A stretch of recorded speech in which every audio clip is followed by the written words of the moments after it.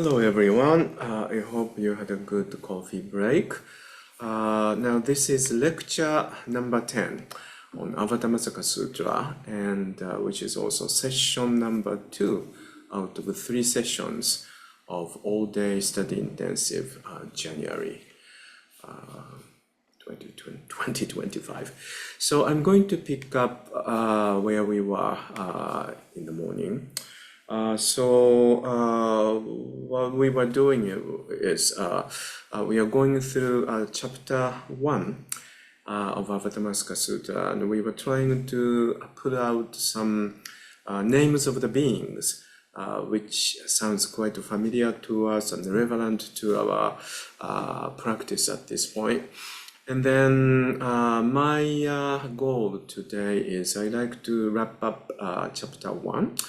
And then chapter 2, chapter 3 are basically like a prelude to the next chapter, chapter 4. So I'm just going to go quite quickly for chapter 2 and chapter 3 and try to get into chapter 4 and then examine chapter 4 in details. And that's the plan for the day. Okay, so the next person or being I'm going to put out is page 64. So if you do have this textbook, please open 64. I'm going to do the same. On page 64, you see, let's see, 1, 2, 3, third paragraph from the top is a short paragraph. And then it says, fine voice Ashura King acquired the liberation gateway of everywhere, entering all rebirth, destined with resolutely impartial practices. At that time, and then you see the familiar name here, Raf Ashura King surveyed all the congregations of Ashuras and then spoke these verses.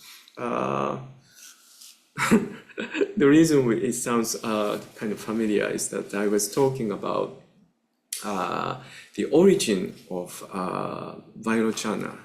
Vairochana is our main character in Avatamsaka Sūtra. And then when you go back to the old days, the origin of Vairochana, in one of those old layers of the Paricanon Sutra, this man Raf was the king of Ashura, and then he was a very mischievous man, and then he wanted to bother the heavenly being who lives in the moon, and then stole the moon, and then that by that stealing the moon, bringing this pitch darkness into this world. I think this is a very symbolic way. In old time, this darkness is also symbolically talking about ignorance, the situation, there's no teaching or no guidance. And then, so therefore, this heavenly being who lives on the earth come to the Buddha and ask for the rescue, help. And then Buddha asks Vairochana to come and brings this strong illumination and then breaks the darkness. And then Raf, because of that, got scared by Vairochana and then released this abducted moon. And then Buddha was also ordering Raf to go back to the sky. And then Raf was really afraid of all of this light and etc., etc. So therefore, he went away. And that was the very old story that shows up in Agama. So, the name Raf also shows up in here. So I thought it might be kind of interesting for you to just remember the story, related to the origin of the word Vairochana. Now, after this, there will be beautiful poems recited by bodhisattvas. And then in 60 Kegon, the last person who sings this praisal poem is Samantabhadra Bodhisattva. And then after that, there will be the earthquake. So it's kind of like a very dramatic way. Buddha is introduced and all of those beings are surrounding, and then each one of those important bodhisattvas are really reciting this beautiful poem to praise this world. And then after the Samantabhadra's poem, there's the earthquake. But then in 80 Kegon, as a matter of fact, to stretch a little longer, there are several other bodhisattvas keep reciting the poem. So there's a little bit of a, how do you say, loss of what the theater people use is this economy of a theatrical effect is a little lost in 80 Kegon. But I guess this is really the effect of the word recited over and over and over and over. And it's almost like a chain reaction to create expansion of this beautiful world. That's the poetic, literal expression characteristically of Avatamsaka Sūtra. And then when you open this praisal poem is very long, so I'm going to skip all of that and then go to page 117. In 117, at the end of the last recitation of those beautiful poems, in the middle of the page, it says, "At that time, due to the Buddha's spiritual power, the grounds of the flower treasury ocean of the worlds." Oh, by the way, this world is called Flower Treasury Ocean of Worlds. What exactly does it mean will be explained in detail in later chapters. So right now I'm skipping this, but and then this world quaked and moved in 6 ways with 18 characteristics, namely movement, pervasive movement, universally pervasive movement, rising, pervasive rising, universally pervasive rising, upwelling, pervasive upwelling, universally pervasive upwelling, shaking, pervasive shaking, universally pervasive shaking, roaring, pervasive roaring, universally pervasive roaring, striking, pervasive striking, and universally pervasive striking. All these worlds leaders then manifested inconceivable clouds of offerings, which rained down over the oceanic congregation assembled at the Tathagata's site of enlightenment. It goes on and on and on. I don't know if any of you are familiar with earthquakes, but I come from the country where a large percentage of the global earthquakes takes place on this particular area of Pacific Ocean. Well, it's called Japan. But Japan is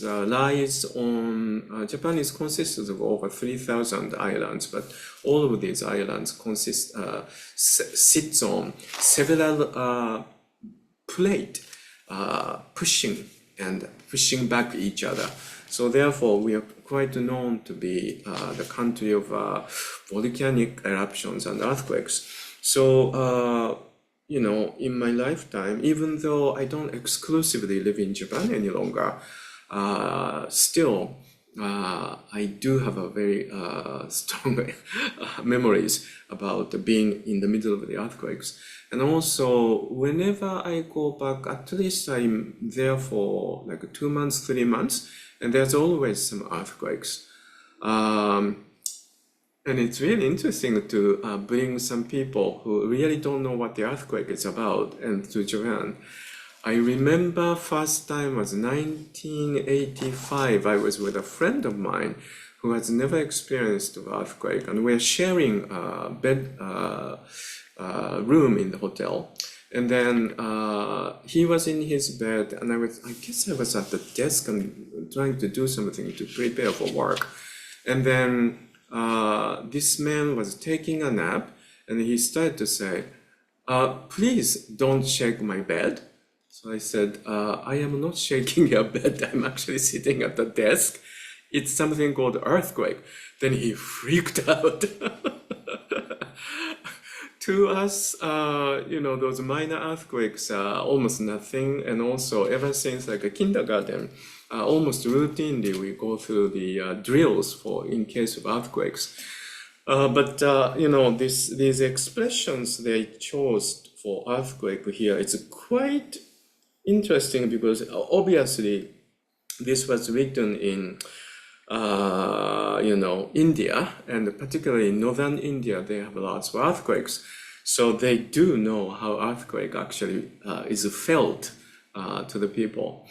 We are always taught if the earthquake starts from horizontal move, you don't really have to worry too much. But if it comes with a vertical move at the beginning, and it's particularly like at the beginning, it's like a shock toward vertical, and then you have to be very careful. And then we usually have, it's quite amazing. Recently, we have this application in our cellular phone. I guess if you get the SIM card over there, it automatically comes with it. And I don't think it's even an application. It's actually built into the SIM card, and because it's a nationwide service. And recently they can give you, I think it was 30 seconds or 1 minute, I don't remember, before earthquake comes, your phone starts to ring and there's a warning. This was several years ago, I think it was 5-6 years ago. I was in a train, and then this train was running at that time on elevated railways. So therefore, it's quite high, and on both sides you get to see the views. And then inside of the train, it wasn't rush hour, but it was quite crowded. And including my cell phone, everybody's cell phone started to beep. And then it was talking about earthquake is coming. But then this earthquake sometimes can tell if this is really large enough for the train to be stopped or not. And at that time, it was obviously not such a major earthquake. So the train slowed down, but it didn't really stop. But anyway, this type of expression is always very interesting to me. Now, about this earthquake, next season, I'm talking about the winter season, this coming winter season, 25-26. I'm planning to revive the lecture series on ancient Buddhism. But of course, this is really not about reading Pali Canon and going through those Dharma numbers, 1, 2, 3 kind of thing. But it is really more about comparison study, about what the Pali Canon describes, how it is now evolved, and what the Mahayana text will be explaining the same thing. So it is like what Pali Canon explains, how does the same theme is now developed and then described in Mahayana Buddhism. So therefore, I decided to do Mahaparinibbana Sutra, because Mahaparinibbana Sutra in Pali Canon was eventually retreated in Mahayana Buddhism time, and then became Mahayana Nirvana Sutra. And if you are somebody who's been following Okumura Roshi's lecture series each season, Okumura Roshi sometimes pulls out some quotation from this sutra called Nirvana Sutra. Very often it is because of the fact that Nirvana Sutra lists up this kind of a thorny word, Buddha nature. But I really like to do a comparison study with those two. So I'm currently restudying both Mahaparinibbana Sutra and Mahayana version of Nirvana Sutra. Now, if you're familiar with the Paricanon, in Paricanon, not only Mahaparinibbana Sutra, there are quite a few sutras that describes earthquake. And then I just wanted to show you something about this. Hold on, I'm going to use the shared screen.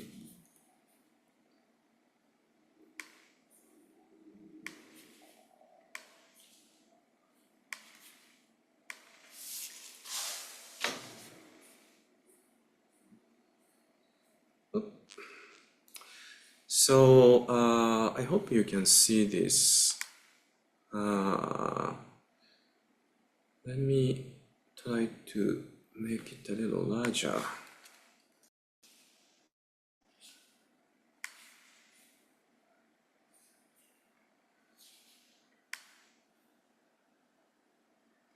And I changed the size of the font. Text may look a little strange, but this is the quotation from the scene where earthquake happens in Mahaparinibbana Sutra. And then this is the conversation between Gautama Buddha and Gautama Buddha's personal attendant, Jisha Ananda. And then he says, so the Lord at the Kapala shrine, mindfully and full awareness, renounced, let's see. Oh, here. Maybe I should start from here. And the Venerable Ananda thought, there was a big earthquake. It is marvelous, it is wonderful how this great earthquake arises, this terrible earthquake, so dreadful and hair-raising, accompanied by thunder, whatever can have caused it. I'm sure many of you are familiar that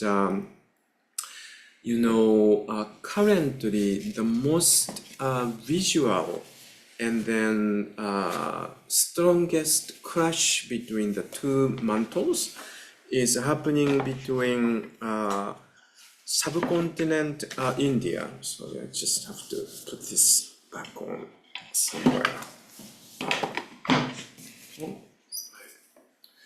And then, in another word, Indian plate, Indian oceanic plate, which also includes the subcontinent of India, is pushing toward the north. And it is quite visible, so much so, the Eurasian continent on the crashing point starts to rise. And that's how Himalayas were made. So in another word, each year for some centimeters, Himalayas, the whole mountains are actually arising, right? So as you know, several years ago, Nepal, where actually Gautama Buddha's birth site is, also was hit by a really major earthquake. And you remember, all of us are really concerned because the earthquake destroyed many of those historic sites. And then I believe many of you, and including ourselves, sent some sort of donation for the rescue, or etc., etc. So anyway, this is quite interesting that earthquake happens around the area Gautama Buddha is traveling. So he went to the Lord, this Lord meaning the Buddha. He went to the Buddha and saluted him and sat down to one side and asked him that question. Ananda, eight causes for appearance of the great earthquake. This great earth is established on water, the water on the wind, wind on space. Now, the first portion out of the eight, he's talking about this structure of this world. In Parikan, it's a literal expression, and also this is basically based on Indian, indigenous mythology that was just simply literally brought into Buddhist text or Buddhism. But several hundred years later, when Avatamsaka Sutra is born, this whole thing about layers of water, layers of the wind, etc., how this world is made, we are talking about chapter 4 to chapter 5, which we will be studying later, is a very different interpretation. And it's actually trying to describe something else. So I just want you to kind of keep this line somewhere in your mind. And when we start to read chapter 4 and chapter 5, so in this manner, I'm always going to do comparison study between how the same thing is described in ancient Buddhism Pali Canon, then how this whole imagery or themes and subject are going to be deepened and widened and reinterpreted in minor texts. So that would be a very interesting, I think, comparison study. This is the type of thing I really like to do in ancient Buddhism lecture series, which will start, I believe, during Winter Ango upcoming this year. But anyway, let me just go on. And when a mighty wind blows, this stirs up the water, and through the stirring up the water, the earth quakes. This is the first reason. In the second place, there is an ascetic or Brahmin who has developed psychic powers, or mighty and powerful diva whose earth consciousness is weakly developed, and his water consciousness is immeasurable, and he makes the earth shudder and shake and violently quake. This is the second reason.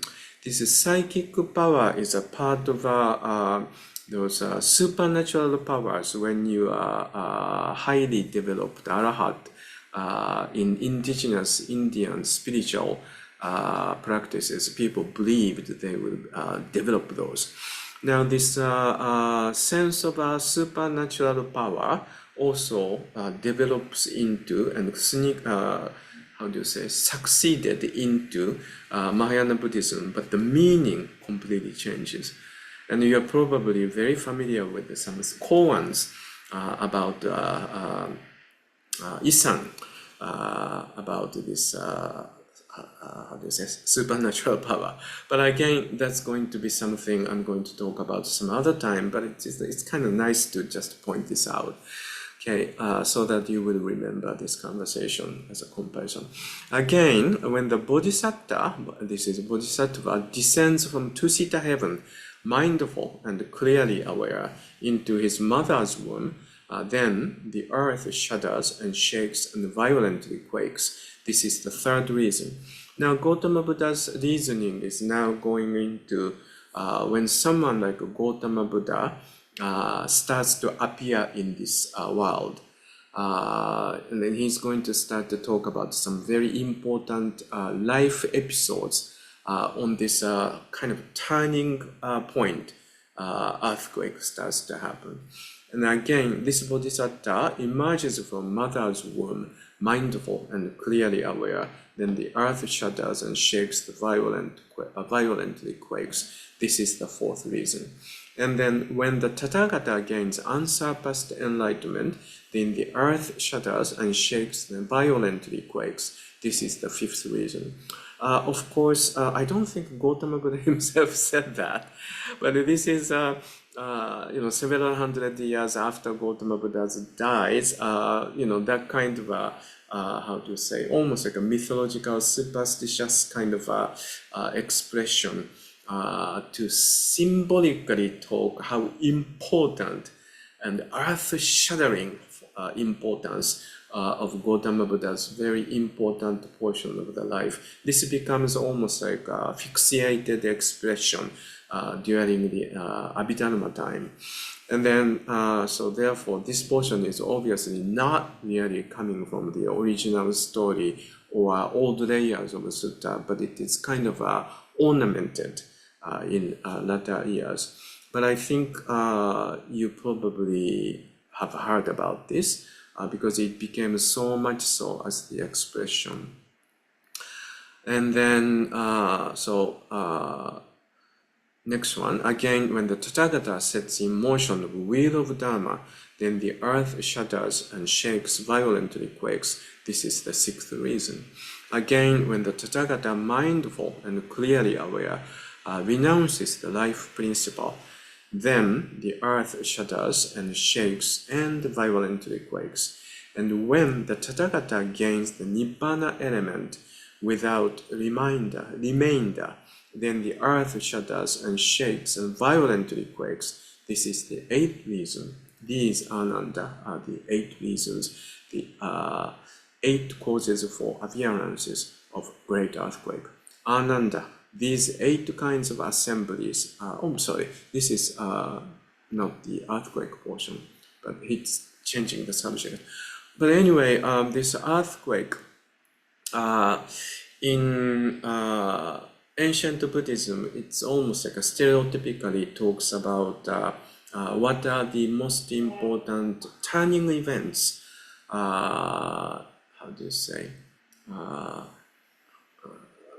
most important events in Gautama Buddha's life. So it was his birth, and also his enlightenment, and also his first turning the Dharma, etc., etc. I think those are also the time for,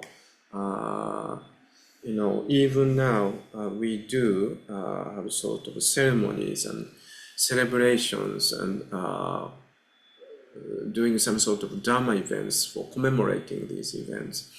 For instance, April 8th, we celebrate Gautama Buddha's birth. And then December 8th, we celebrate Gautama Buddha's Enlightenment Day. And February 15th, we also commemorate Gautama Buddha's death. Yes? So, kind of interesting. This all stems back all the way back to ancient Buddhist time. But how we interrupt those changing into Mahayana Buddhism, and also how we, as we continue to commemorate those events of Gautama Buddha's life, I think each time we participate in those events and the ceremonies, we have a different way of looking at it and taking it. But again, I think that's something we need to talk about some other time. But here, going back here, I think this Avatamsaka Sūtra is kind of utilizing this type of, shall I say, manierism or traditional way of this talking about the important thing is starting to happen as almost like a rhetoric. This earthquake is kind of utilized in this chapter, which is very interesting to me. Now, we are going into chapter 2 and chapter 3 after this. Okay.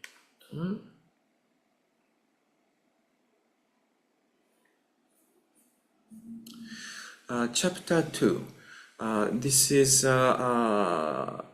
the title is translated as Manifest Appearance of the Tathagata. But chapter 2 and chapter 3 are almost like, I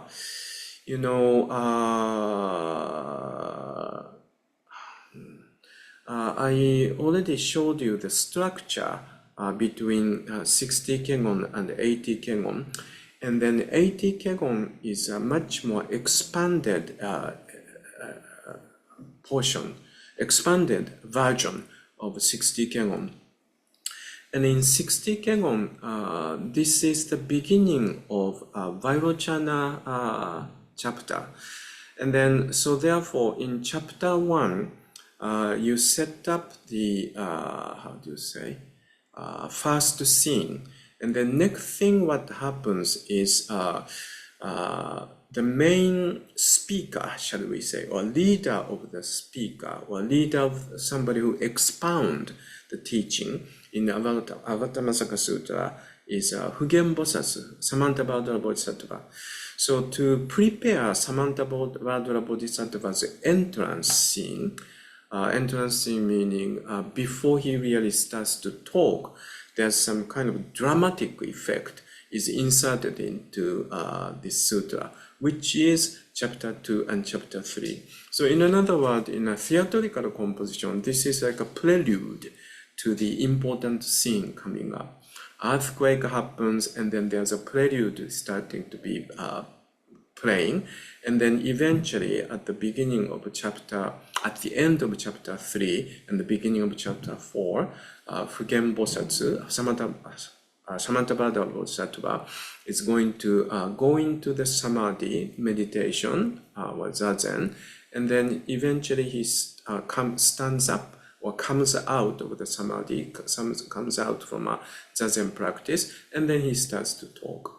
So chapter 2, chapter 3, basically kind of like, extension of the former chapter. So I don't have much to say. Maybe I just read a little bit. Page 119, chapter 2, it starts to say, at that time, the bodhisattvas and all those world leaders had these thoughts. What are the Buddha's grounds? What are the Buddha's spheres of action? What are the Buddha's empowerment? What are the Buddha's action? What are the Buddha's powers? What are the Buddha's fearlessnesses? What are the Buddha's samadhi? What are the Buddha's spiritual super knowledge? What are the Buddha's sovereign masteries? What are the ways in which the Buddhas are impossible to overcome, etc., etc. So they have lots of questions. But if you take a look at the questions, what exactly they are asking is asking the leader of the speakers to tell them is what it is and how should we be in it. So in another word, they are questioning, so how exactly this Buddha land, Buddha's world, or this true reality is composed, shall we say. And then what exactly Buddhas and Bodhisattva does in it. So in another word, all the questions, and even though this is really broken down into many, many phrases, the question is Buddha Dharma and Buddha way. And going to 121, at the beginning, at that time, knowing the thoughts in the minds of bodhisattvas, the Bhagava emanated from between his teeth a number of light rays as numerous as atoms in the Buddha lands, namely pervasive illuminating light rays, many kinds of bejeweled flowers, light rays emitting many different sounds of adorn the Dharma realm, etc., etc. It's again, characteristically, they are going to give so many names about this light. But what they are doing, what it says is, so Buddha somehow understood what they are questioning in their mind. And then what he's going to do is he's going to, illuminate. Of course, this is kind of fantastic expression. This illumination comes from his mouth and teeth. But mouth and teeth coming from the mouth, meaning probably a symbolic way of talking about expounding the Dharma. But anyway, so therefore this light illumination of the wisdom, or wisdom full of expounding Dharma, and then because of this, that's the symbol of the light, and the light really starts to show all of those details of this world, and then people are starting to see this, and also this wave after wave after wave of this light coming, and another wave of light coming, this expression. Also symbolically talking about expansion and spreading Buddha's teaching. And then because of the Buddha's teaching, you can really start to see the true reality of the world. And then you really start to see this expansion of the light spreading over and over and over. This beautiful world, the true reality of the world is actually not the ugly world, but the beautiful world is really starting to spread and then expand over and over and over. And then by doing so, the numbers of the people who are, how do you say, influenced and also being in touch with Buddha's teaching is going to increase, and many more numbers of the people are starting to come into the Buddha way. And I think that is the intention of this kind of a fantastic but very symbolic, rather easily understand the symbol is described this way. And then by doing so, there are more and more bodhisattvas actually coming together. Page 133. Let's see.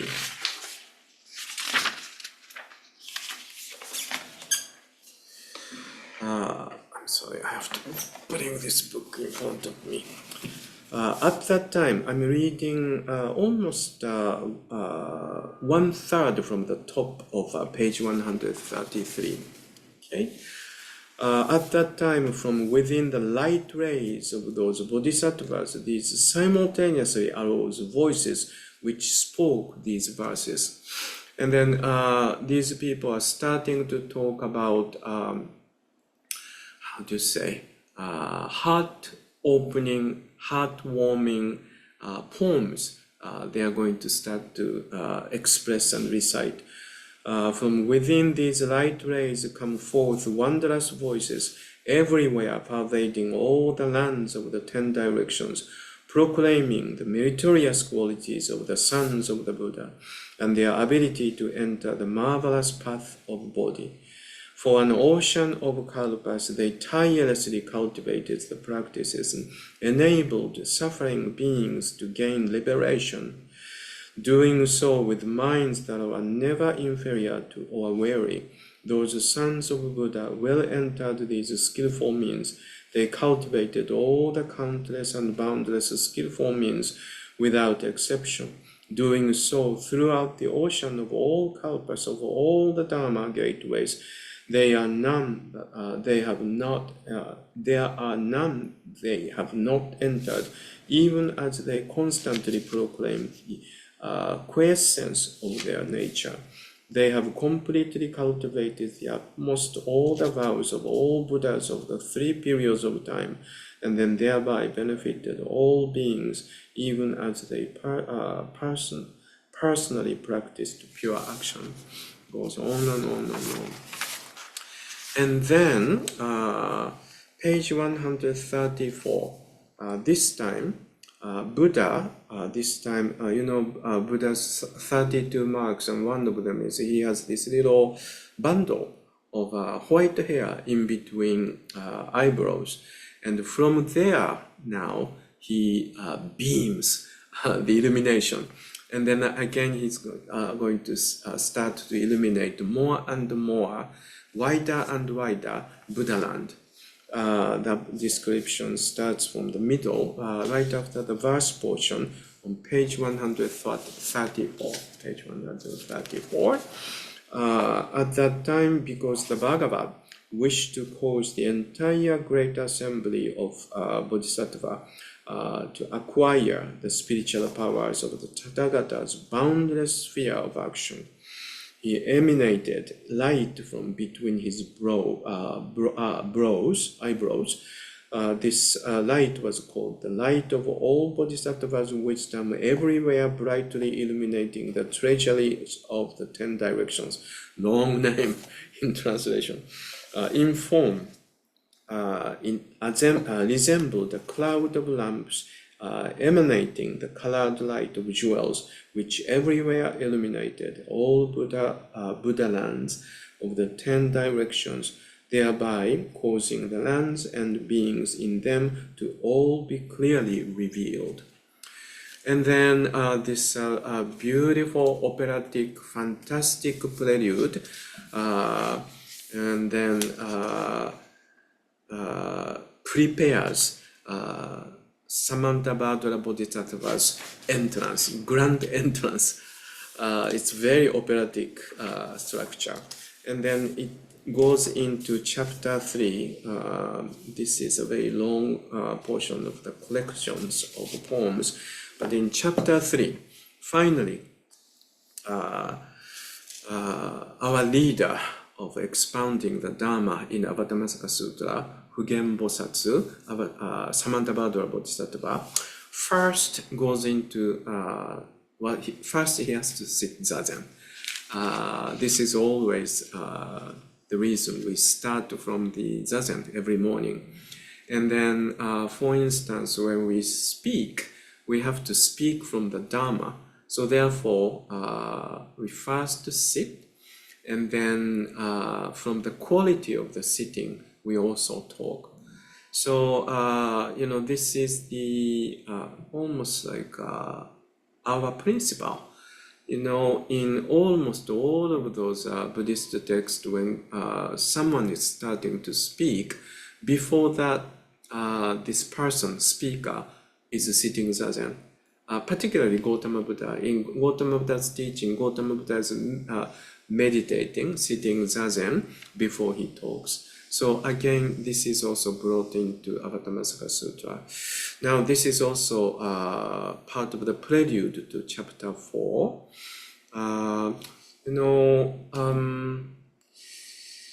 Okumura Roshi retired or semi-retired a few summers ago.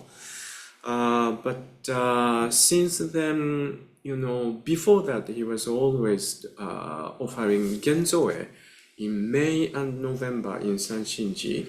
And while he was still quite actively teaching all over the world, he also took the request from some organization, and he sometimes offered 3 Genzoe or 4 Genzoes, and then a year, I mean. So in between May and November, where he did a Genzoe in his own place, he traveled to elsewhere and offered Genzoe. And then we often received a comment from the people who study and sit with other organizations. They always said, we came to Genzoe thinking Genzoe is a study intensive, but we ended up actually sitting more hours of zazen coming to Okumura Roshi's Genzoe than in their session. It is really true. I think Okumura Roshi really insisted. When he was much younger, he actually sat with us while he gave 90 minutes, which tends to be 2 hours, 2 lectures a day. We had 6 to 7 periods of zazen. And when Okumura Roshi sits zazen in his own temple, it was a 15 minutes period vis-a-vis 30 minutes or 40 minutes like other organizations, other Zen centers and Buddhist organizations. So therefore, yes, many organizations in their session, I don't think they sit 50/7 while they are doing a session. Because their session also comes with, Oryoki and Dharma talk and etc., etc. So therefore, yes, we actually sat more than Zazen lecture. And that, it has to be that way. And it is the original form of Genzoe. The reason is, of course, it is a tradition when we talk or when we participate into lecture, which means we are listening and taking in here, we should actually do that from Buddha Dharma instead of secular way of listening, secular way of speaking. So therefore, as a speaker himself, he was also sitting 6 to 7 periods with us and together with us. I think it was quite taxing as the time goes on and he becomes 70, 65 and 70, etc., etc. Physically, it was really not possible. So he eventually, towards the his retirement, stopped sitting all of the periods, but just a selective periods, and then he spoke. So this is also why in our New York Sangha, we always emphasize this zazen more than anything else. I really like the people who show up in the morning zazen. And even if those people don't show up in a lecture series, I really don't care. I think the most important thing is to really start a day in zazen, and also rather than just coming to lecture series and use your mind and speech and thinking, etc., etc. It really has to come from zazen. Of course, the best thing is combination. But anyway, sorry, I stepped aside. Let's see page 149, the beginning portion.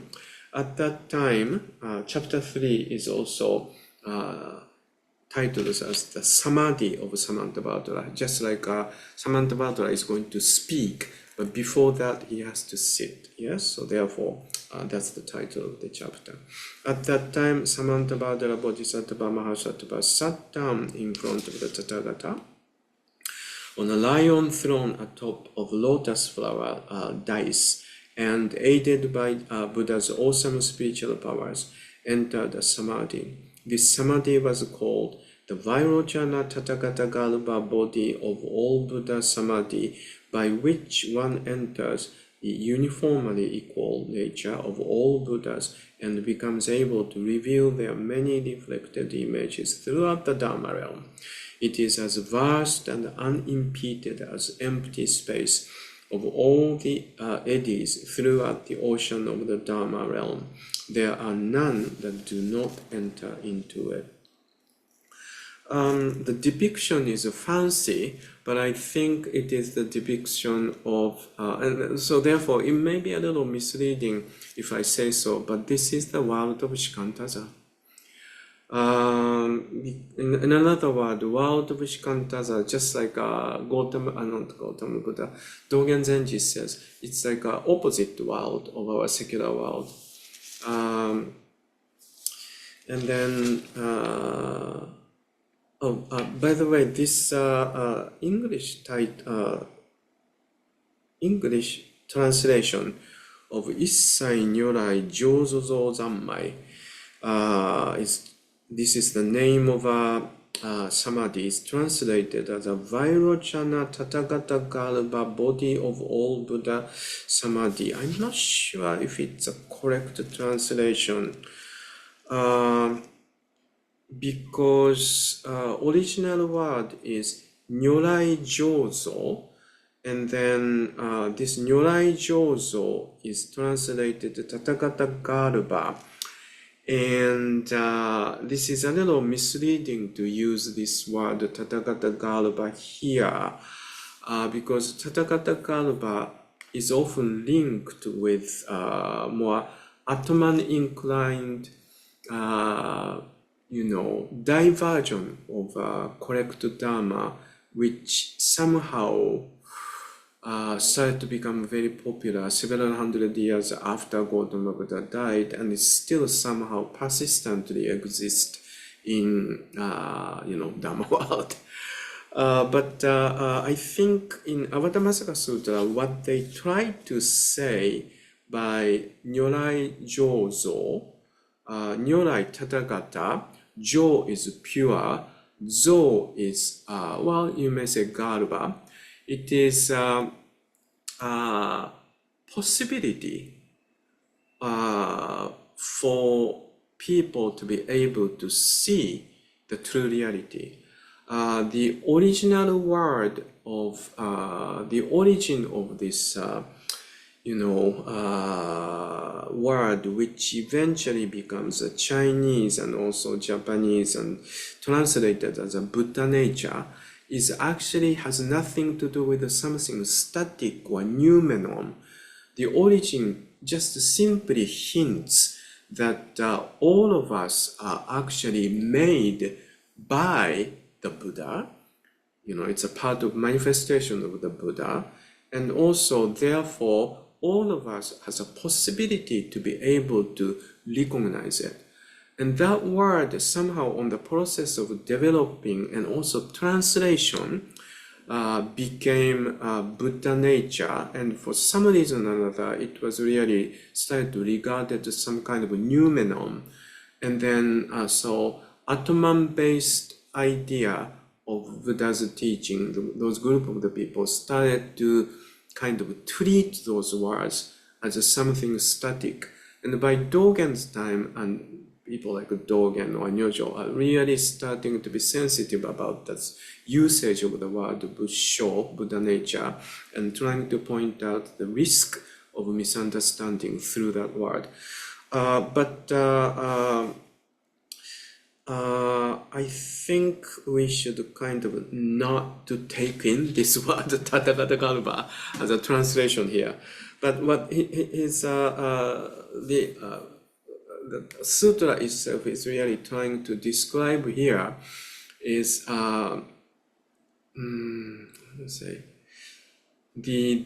as you keep on reading on, if you like to do that later on, let's see, maybe it's a good idea if you just start to read chapter 4 at the beginning of it. As I said, chapter 3 is a prelude into chapter 4. It's connected.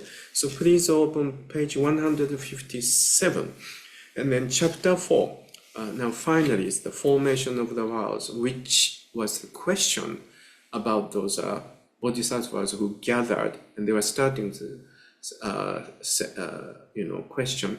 I hope someone's going to explain how this world is made, or the formation of the world, formation of the Dharma world.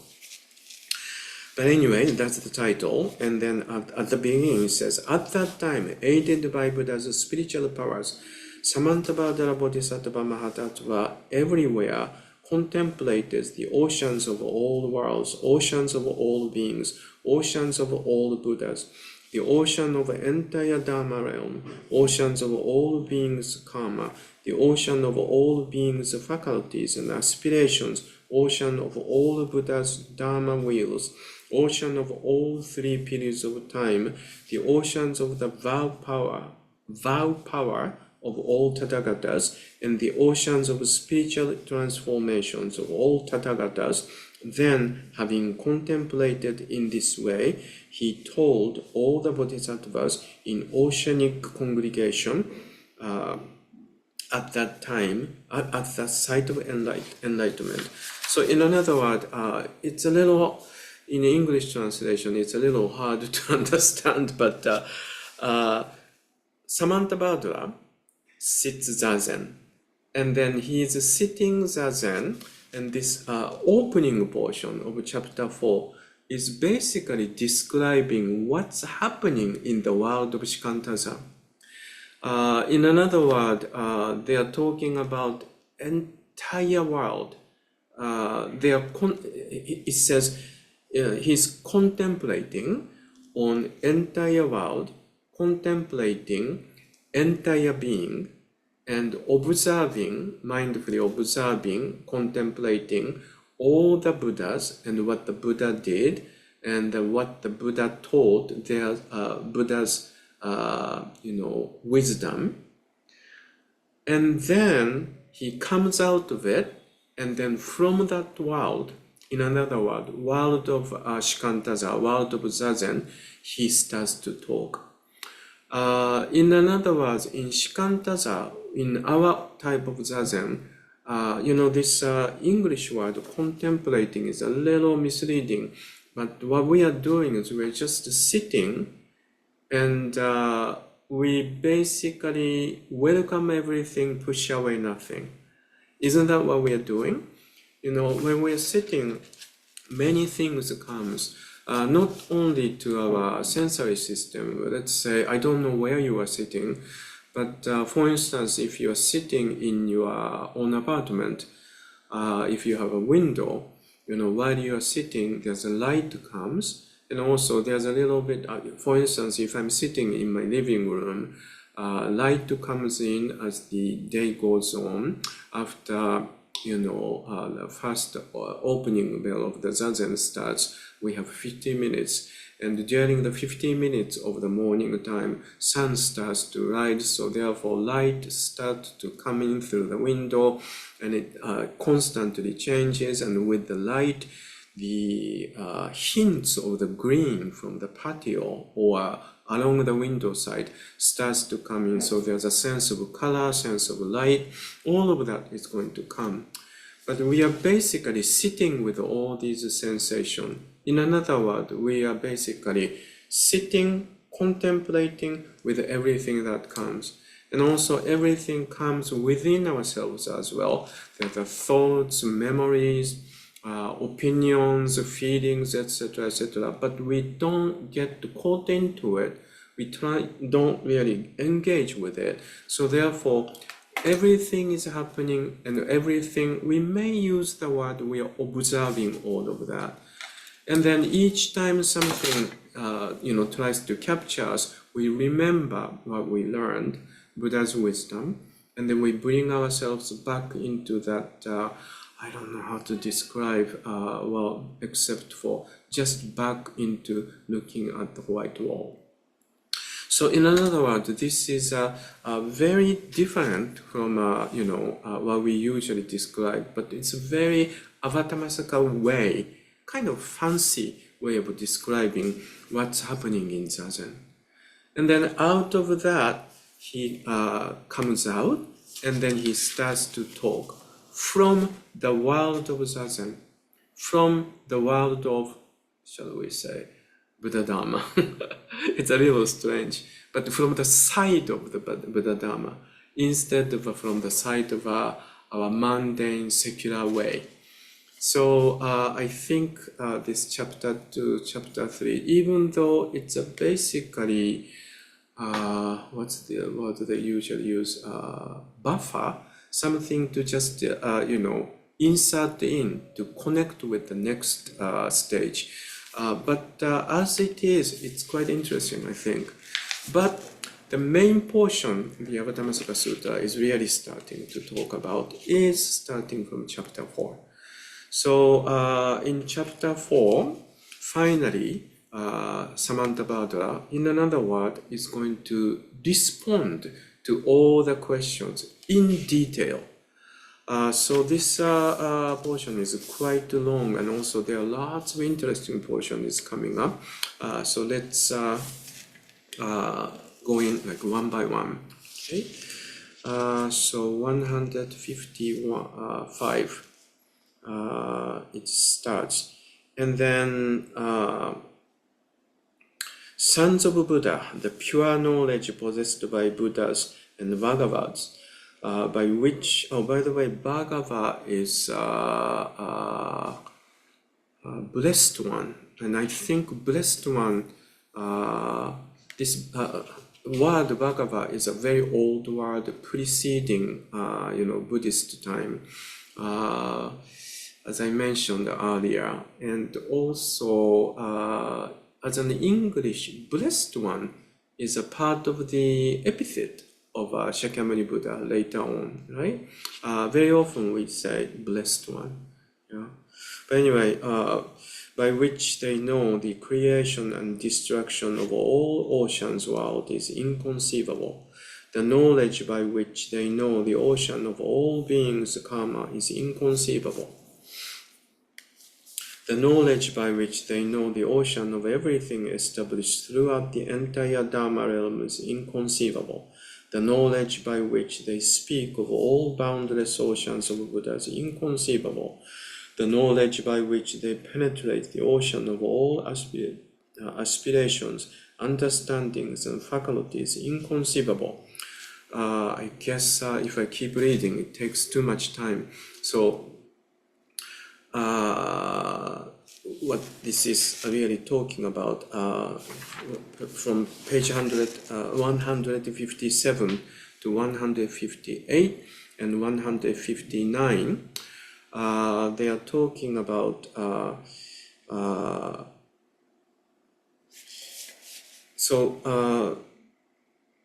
receiving Buddha's power, and then I would really like to talk through or expound in detail through the teaching, and then I would like to bring every beings into Buddha's wisdom, and then by doing so I will be able to bring everyone into what they call ocean of the wisdom.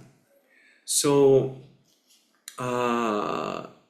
in another word, speaking from zazen, speaking from the world of zazen, in another word, speaking from Buddha Dharma, side of the Buddha Dharma,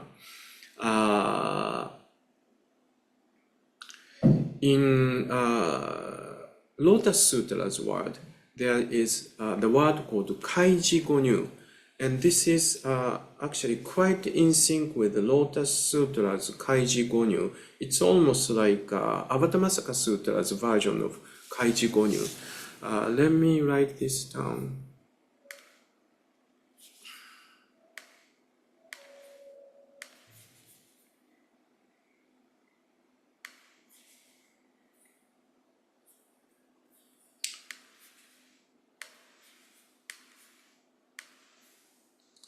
I was told that when I keep speaking while I'm maneuvering this shared screen, there's an interruption of the narrative. So therefore, it's some kind of a technical glitch, so I keep quiet.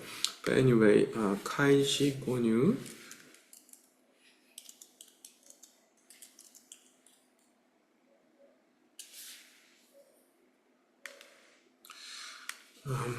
So it's not confusing. I'm going to clear these out. Okay, and then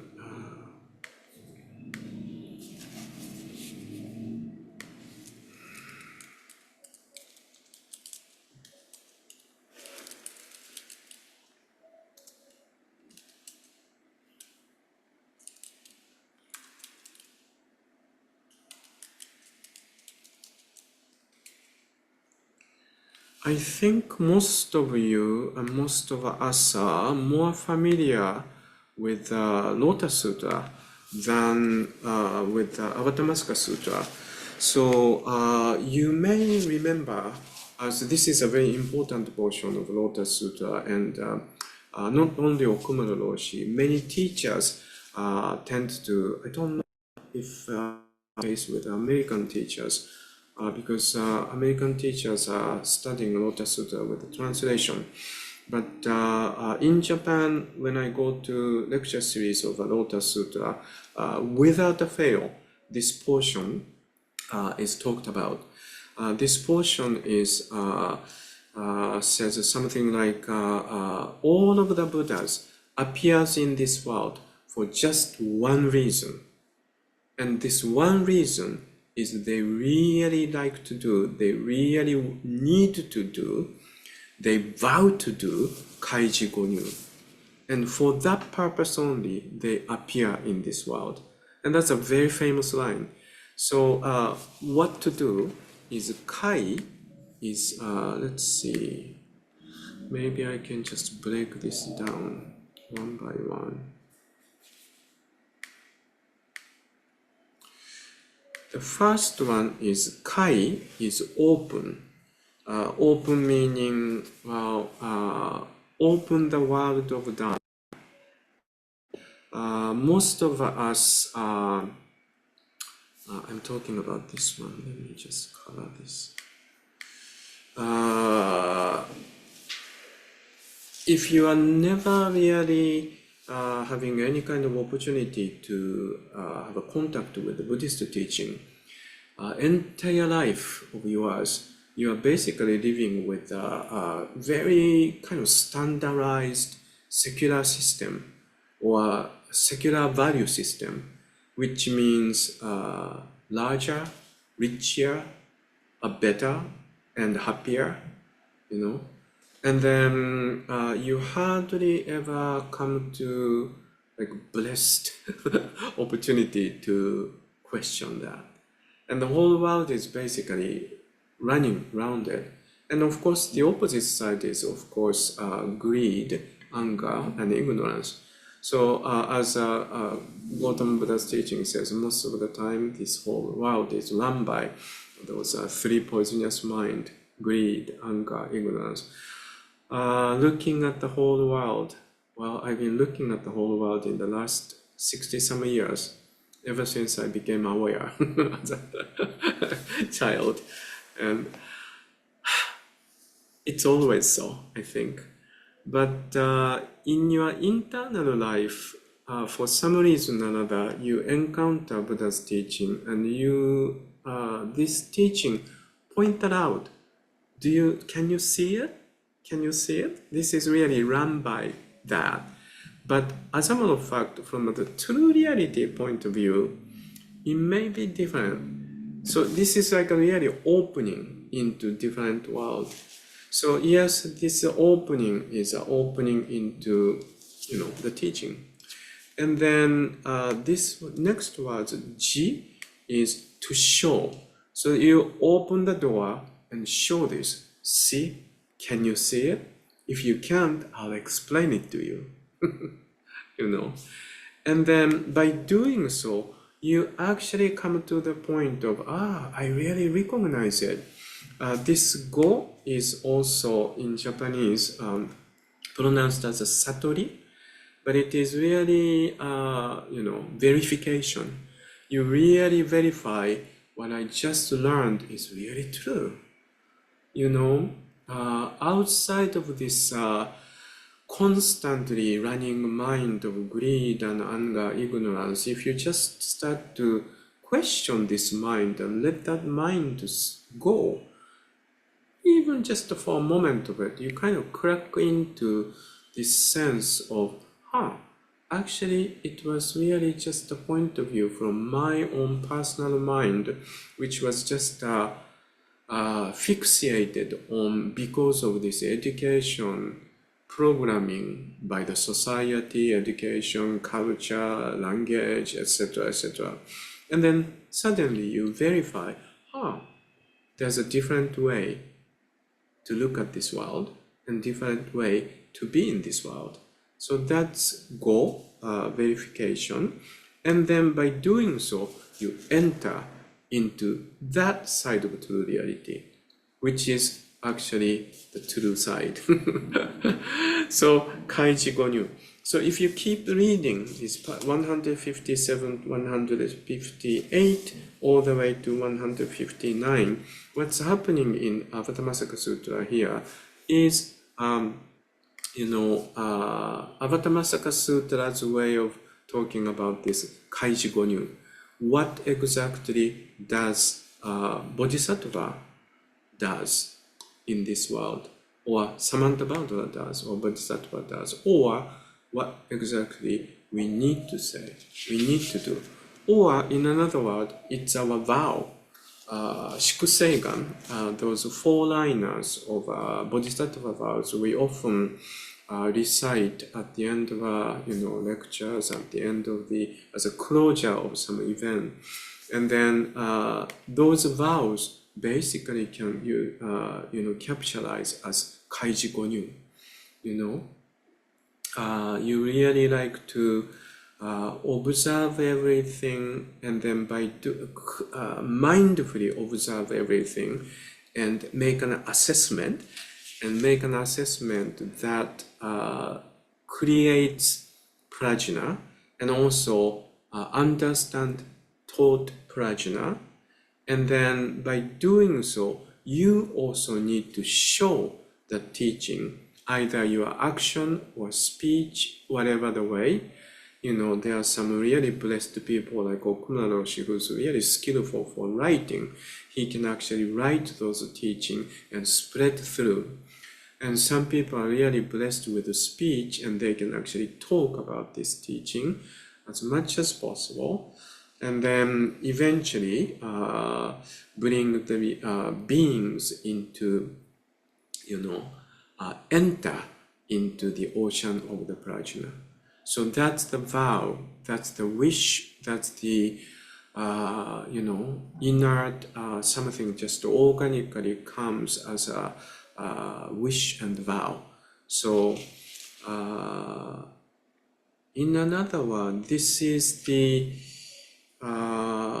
almost for everybody who walks on Buddha way, who enters into Buddha way or enters into Buddhist practice by verifying this teaching is really helpful. And this is our way of ideal way of being in this world, by keep on doing Kaiji Gonyu. Every day in some way or another, our action needs to be Kaiji Gonyu. In other words, our way of being in this world, for some way, it may be just how you are in your workplace, or it may be your intentional effort to write something, or speak to somebody, speak something, etc., etc. But in any form, or it may be just how you are as a mother, or how you are as a child, how you are as a school teacher, or how you are as a student. But just as how you are, you need keep on doing Kaiji Gonyu, opening, showing, and then make people to really clearly understand, and then coming into this ocean of the world. So in other words, this is our ideal way of living our life. So that portion is really described here.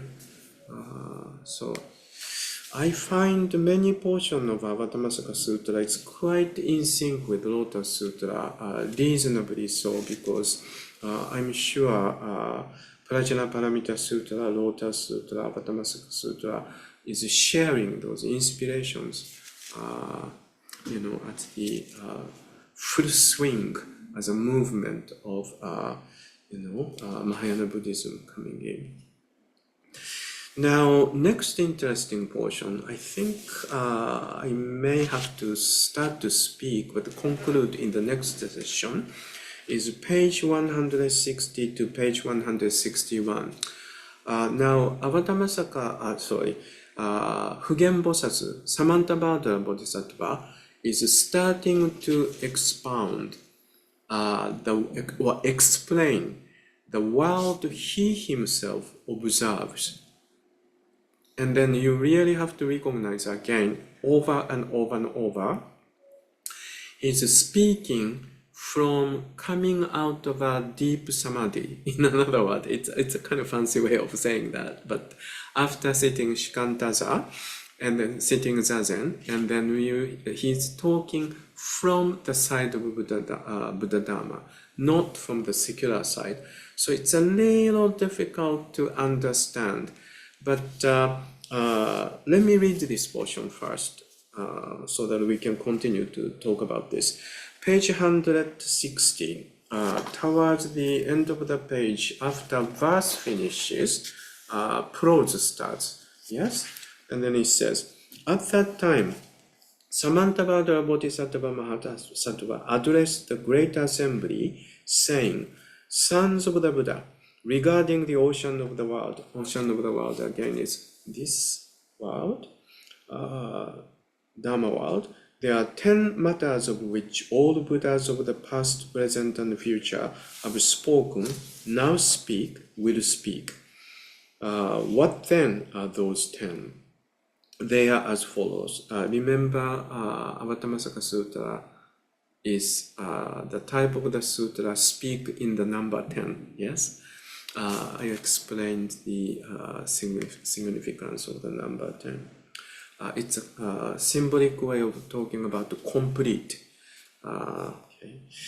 The cause and conditions necessary for the arising and completion of oceans of the world, that upon which the oceans of the world depends on their abiding, the forms of the oceans of the world, the essential nature of the oceans of the world, the adornment of the oceans of the world, the purity of the oceans of the worlds, the arising of Buddhas in the oceans of the worlds, the kalpa during which the oceans of the worlds abide, the differences in transformations of oceans of the worlds and the kalpas, and the gateway of the absence of differentiating aspect in the oceans of the world.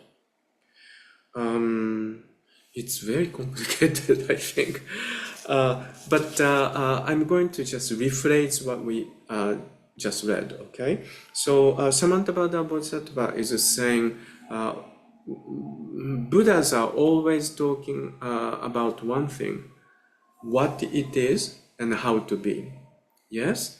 And then he's really describing what it is in the number 10, segmented by 10 elements. Now, those 10 elements are a little difficult to understand for me in English translation. So I like to show you in the original language on the shared screen.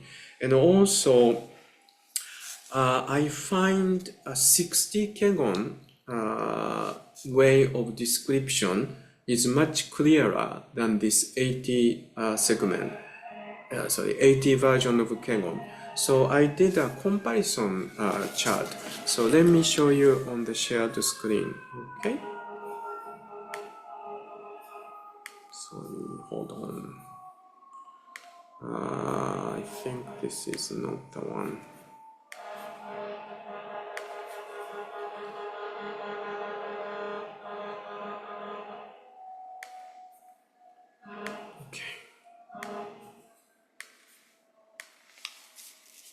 Alright, so this is what English translation is talking about. In another word, I'm going to rephrase it again so it's clearer. This is so difficult to understand because of the language, Avatamsaka Sutra's characteristic way of talking about. But what they are talking about is Buddhist teaching is really all about what it is and how to be. And this segment is saying Buddhas are always talking about how this world is made, how this world we think we live in, and how this universe is made. And then in this way, they are talking about this world is made out of 10 elements. Okay? And then in this version, it says causes and condition, and abiding place, and forms. I think, let me just read through first, okay? And essential nature, adornment, purity, arising of Buddhas, and kalpas, and differences, gateway of the absence of differentiating aspect. Those are the English translator's word he himself used, the translator used. The original word, let's do the comparison. Innen is cause and condition, but also innen is interdependency. So therefore, the first element of this world is made is interdependency, causes and condition. So that makes sense. And also, this word abiding is this translator's translation of ju. Ju is in Japanese word, it's yoridokoro. In another word, it is related to this next word, forms. Forms is a keitai or katachi. In another word, in this interdependent origination, ku and shiki, right? But because of this immeasurable, interrelations, out of the blue, sometimes something tangible or touchable, feelable starts to form. And that is called form, don't you think? Yes? And this form is also described to something you can say, oh, it's there, So therefore, form has a direction and place to appear. So that's the number 1, 2, 3. So this actually makes sense. And then next one, this essential nature is this translator's translation of hontai. Hontai is the body. So in another word, let's say, as soon as we start to see a form or a rupa, and then we start to say, I see a form, I see a matter, I see a rupa, there, in that direction, you already have a sense of there's this body of the air or body of the land. So yes, our world is made by that sense of the body. So in this way, I think probably a better translation for us to understand is kaya, or space, or body. So in another word, causes and condition creates form. Form actually has some sort of place, and then therefore it also comes with a sense of space. And then this adornment and purity is, first of all, adornment is shogun. So I already explained this word, how it comes from. Shogun is ornamentation, but ornamentation by all of those matters. So in another word, it is also talking about this body, kaya, space, is ornamented by forms that has an abiding place and direction. And then also, interesting portion is also comes with shoujo, purity. Unless I don't know how this numbering is decided, but next one is Nyorai Shusse, arising of Buddhas. In another word, in this world that has lots of rupas, there are some people start to recognize and purifies their mind from secular sense of value sense that's run by greed, anger, ignorance, but there's a sense of purity away from that. And then therefore, there are people like Buddhas and Bodhisattvas, and also starts to function within this space, within this kaya. And then of course there's a space, sense of space. It comes with a sense of this kalpas is a transliteration of go, which basically means time. You know, our sense of there's a world here always has a sense of space and time. Yes? Sense of space and sense of time comes hand in hand, and that makes us experience this world. Yes? Now, number 9 and number 2, it's a little difficult to explain, but then number 9 is henka, and then translator translated the differences. And then number 10, translator's translation is, I don't really understand anything from this translation of English. Gateway of absence of differentiating aspect. But obviously there's some kind of thought process by the translators, and translator came up with this English word from original word kaihoben. So I think I have only very little time left. So what I really like to do is talking about this in the next session, but I want to show you more, how to say,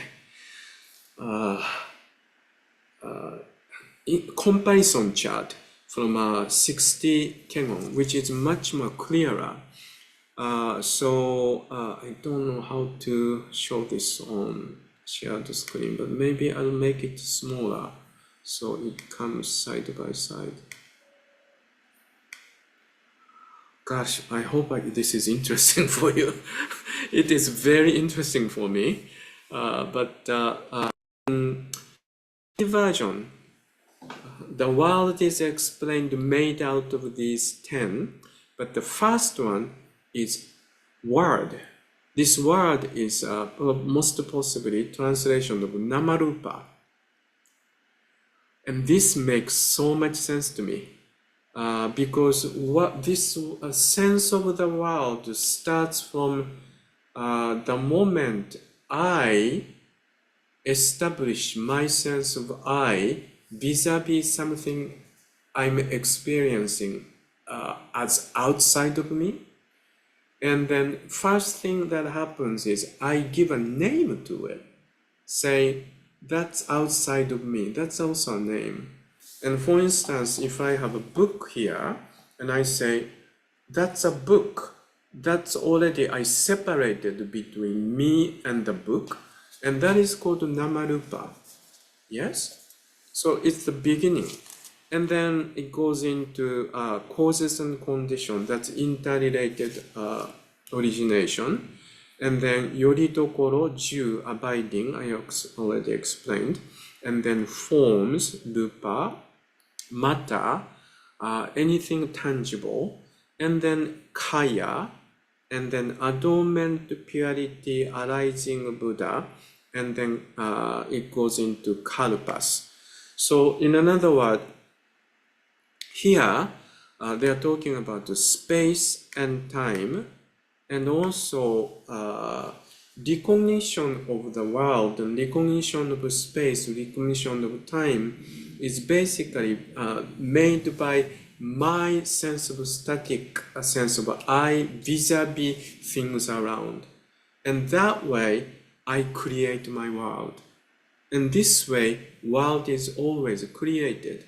But at the same time, in this created world, there's a little bit of a sense of purity because of the Buddhist teaching. So therefore, it's also a part of this world I create.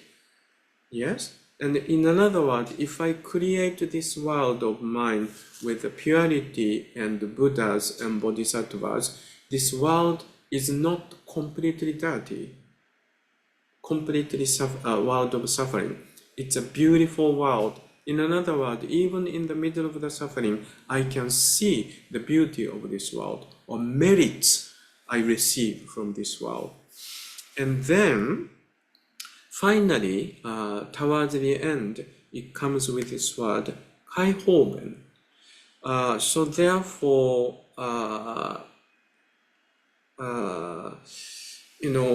the original word of kai is breaking. Hoben is skillful means. This is based on the constantly appearing debates between ancient Buddhism and Mahayana Buddhism. Because, for instance, let's see. Ancient Buddhism always says, but the Buddha didn't say such a thing. Like Buddha said, everything is impermanent. My body is going to break down and eventually I disappear. And then Mahayana Buddhism says, yes, but it is really, he's really talking about this, physical body portion. But in another word, he's also referring to, yes, this body itself is impermanent, but at the same time, there's no such a thing like a permanent impermanent in Dharmakaya. In another word, it is not impermanent. Dharmakaya is. And then the ancient Buddhism, Abhidharma folks will say, well, I don't see any record Gautama Buddha said that. And then Mahayana Buddhism side is said, well, Gautama Buddha understood the capacity and the faculty of the people who he was speaking to, so he was always using using skillful means. So his description is always coming from skillful means hoben. Hoben is the word I just shadowed it. So breaking that hoben, you really have to go beyond and go into the true meaning of Gautama Buddha's saying. That is kai hoben or ehoben. So it's a curious translation into gateway of the absence of differentiating aspects.